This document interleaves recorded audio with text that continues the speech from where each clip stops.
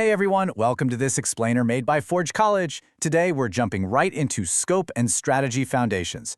We are officially transitioning from just writing isolated blocks of Solana code to actually drafting a beautiful, comprehensive architectural blueprint for your Capstone project. Now, if you've been hanging out with us, you know we're currently wrapping up our module on Capstone project, designing a data management strategy for Solana dApps, which sits inside data handling in Solana dApps, which is part of the massive Building dApps on Solana track. Yeah, I know, it's a lot to say, but we have built up some incredible momentum, especially coming off our previous lesson on maintaining workflow maintenance and automated deployment reliability. Okay, enough prelude, let's dive right into this. Here's our quick agenda for today. We'll start with a welcome to Capstone planning, introduce a really cool concept called the data city ecosystem, walk through a 5-step blueprint, architect a real-world reputation dApp together, and then finally wrap up by finalizing your strategy. All right, Section 1, welcome to Capstone Planning, from code to architecture. Okay, let's be real for a second. We all know that dangerous developer instinct, right? Your fingers just start itching to write code immediately. You open your editor, you crack your knuckles, and you just start typing instead of actually mapping out a strategy. But here's the thing, if we skip the blueprint phase, we are literally opening the front door and rolling out the red carpet for dreaded scope creep, and nobody wants that. So we need a plan. Think about the advanced tools we've already mastered. You know how to use compact serialization with Borsh. You know how to gain deterministic access with Program Derived Addresses, or PDAs. You've tackled off-chain encrypted storage, and you totally understand automation patterns for reconciliation. So our goal today isn't to learn new tools. It's actually to bind these exact technical targets to measurable project constraints. We're taking those raw capabilities and turning them into a highly focused product. Moving on to Section 2, the data city ecosystem, mapping the architecture. We're introducing a major paradigm shift here. Instead of just listing out a boring tech stack, I want you to start treating your data handling as a living, interacting ecosystem. Picture it drawn out like an elegant engineering schematic on crisp paper. So what exactly is a data city ecosystem? Well, it's a systems-level model where your data handling is mapped out logically.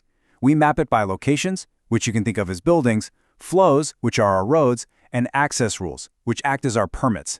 The core metaphor to keep in mind is that every single piece of data in your dApp has a specific storage location, a designated transport mechanism, and a very strict access control constraint. And this metaphor brilliantly illustrates the differences in our buildings. Think of on-chain accounts as tiny, extremely expensive apartments right in the bustling city center. They have super strict rent rules. Off-chain object stores, on the other hand, are like massive warehouses out on the outskirts of town. Tons of space, for sure, but with much weaker atomicity guarantees. Trying to cram a giant video file or a huge block of metadata into an on-chain account? Guys, it's like trying to park a heavy-duty dump truck inside a tiny studio apartment. It is wildly expensive, and frankly, Solana just won't allow it. No way. Now, let's look at the infrastructure connecting our city. We have roads. These are your high-bandwidth parallel RPCs versus your single-lane serialized transactions that require really strict ordering. And we have permits to actually travel these roads. These are your cryptographic PDAs, owner signatures, or encryption keys. The absolute crucial point here is that your choice of roads and permits directly dictates your dApp's cost, its latency, and ultimately its security. You have to choose wisely based on exactly what you are transporting.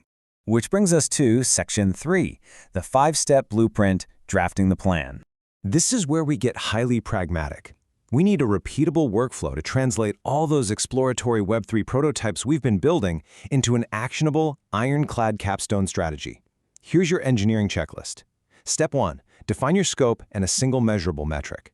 Step 2, map your stakeholders and their exact responsibilities. Step 3, inventory your data artifacts.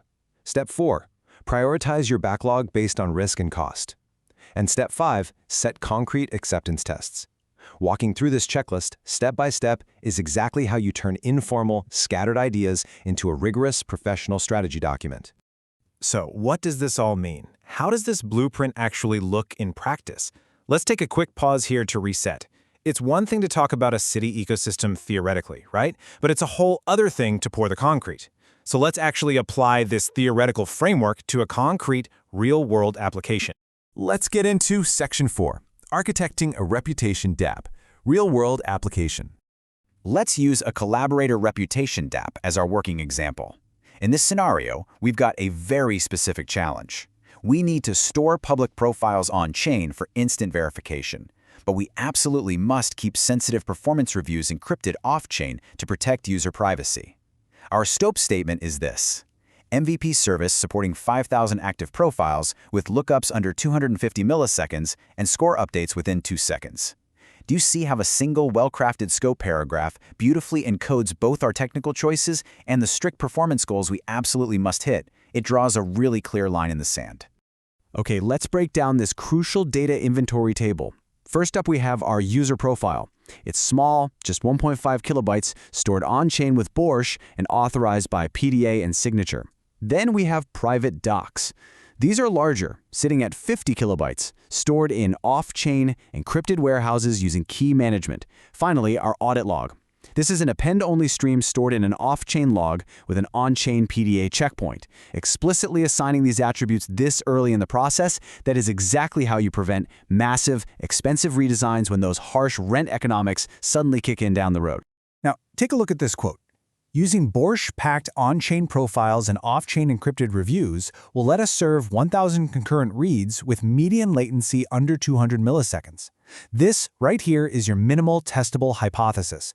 You want to frame your goals exactly like this. It's the ultimate goal that gives us a hard, measurable target for testing both our computational cost and our network performance. And finally, Section 5. Finalizing your strategy, next steps. As we wrap up this explainer, it's time to prep you to take this newly minted architectural blueprint and move into the actual structural design phase of your Capstone project. Here are the specific deliverables you absolutely must prepare for our next lesson. 1. Write your one-paragraph scope statement. 2. Map out your stakeholder roles and data permissions. 3. Complete your data inventory with those exact byte-level Borsh layouts. And 4. Bring all of these artifacts to our next module on designing data flows. Doing this ensures you maintain that awesome momentum we've built up. So, what will your city look like when the blueprints become reality? It's a provocative thought, isn't it? Watching your meticulously planned architecture come to life, seeing the roads handle traffic perfectly and the buildings hold secure data is genuinely one of the most rewarding parts of Web3 development. Huge thanks for joining me for this explainer made by Forge College. Be sure to visit the website forge.college to learn more about this subject and explore a wealth of other amazing Web3 related topics. Happy building, and I will see you in the next one.